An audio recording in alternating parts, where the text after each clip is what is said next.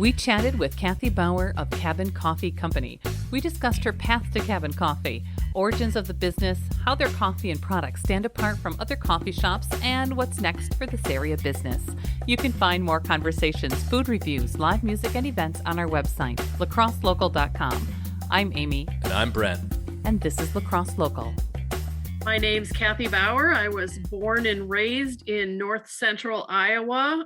Cabin Coffee originates in north central Iowa. So the fact that I was a customer, drank coffee at the coffee shop, kind of led our paths to converge. And both my husband and I were in a building industry, cabinet manufacturing business in the early 2000s, with the housing downturn and everybody getting mortgages and housing shortages, the whole debacle with that financial end of things. We decided maybe we shouldn't be in the building industry in the early 2000s. So we started seeking out some alternative businesses. Both Ed and I have good business backgrounds that work well together. So we thought, well, what if we try to do something crazy like open a franchised coffee location? So we'd always wanted to be in the La Crosse area. That was kind of our opportunity to do the segue from North Iowa to La Crosse. And Cabin Coffee agreed that La Crosse was a great location for a coffee shop. And that's kind of what got us to La Crosse. So coffee brought us here. You kind of knowing about Cabin Coffee Company already, how did the business get its start? How did it kind of align with you guys a little bit? Cabin Coffee started this month 19 years ago. So it was a similar, smaller situation. Husband and wife decide they want to do something different. They were inspired by drinking a cup of coffee and eating a fresh baked bagel on their way from Des Moines to Clear Lake, Iowa, where they lived. Thought, gosh, we would love to do this in our community. And they just started brainstorming a business idea. Always thought they wanted to set it up so that it would work in a franchised location or a franchised format.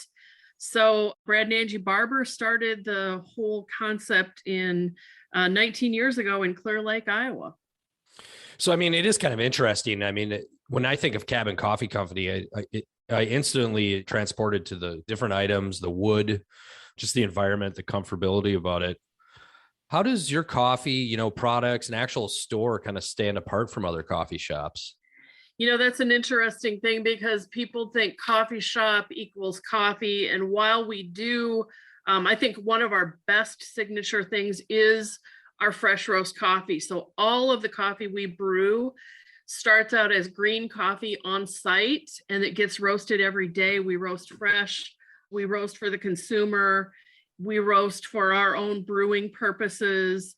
So that is really the only way you're going to get a really great fresh cup of coffee is to have it, your source of roasting right at the source where you're brewing it.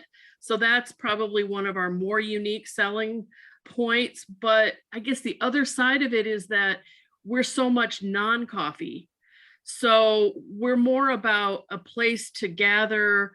We've got a meeting room. So we're about the social aspect of community.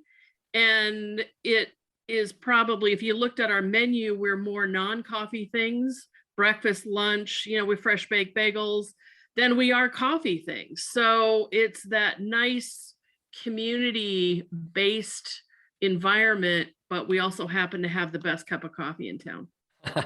You've heard it here first, right? Yes. So, I completely agree with that in the sense of just the environment of Cabin Coffee. Traditionally, you could feel comfortable at some of the bigger chains, but, I've used that meeting room in the back there downtown, had, grabbed a scone along with the coffee. It is kind of like, it's just as comfortable as in your traditional coffee shops, and it has all the amenities as well.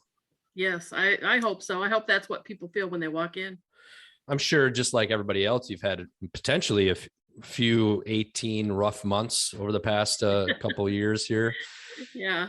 What's next? What are you excited for?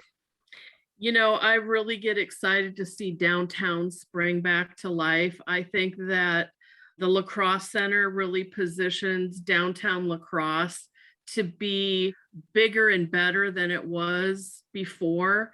And we really enjoyed being part of the downtown atmosphere prior to March of 2020.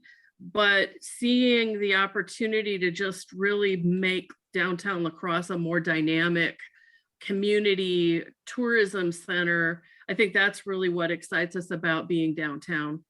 If people are coming for a visit or, local, what's the best avenue for them to find out more information? Our Facebook page is pretty active, so that's a really great landing spot if you're looking to see, well, what's it look like inside before I go venture in? What are they featuring today?